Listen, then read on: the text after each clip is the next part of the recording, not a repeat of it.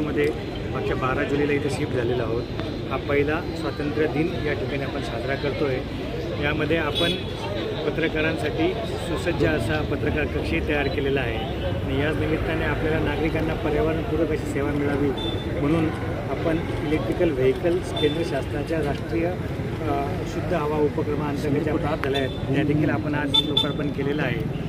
आणि ज्या महापुरुषांचं एक स्मरण वेळोवेळी व्हावं यासाठी आपण 3 तैलचित्र म्हणजेच भारतरत्न डॉक्टर बाबासाहेब आंबेडकरांचं आहे, छत्रपती शिवाजी महाराजांचं आहे आणि आपलं चिमाजी आप्पा यांचं देखील तैलचित्रांचं आपण लोकार्पण या ठिकाणी मान्यवरांच्या हस्ते केलेलं आहे। हा परिसर अतिशय स्वच्छ आणि सुंदर पद्धतीने तयार करण्यात आलेला आहे, तसाच तो कायम राहील अशी आमची अपेक्षा आहे आणि त्याच पद्धतीने नागरिकांना तत्पर आणि चांगल्या सुविधा सोयी आणि त्यांची कामं तत्परतेने होतील हा देखील आमचा मानस राहणार आहे।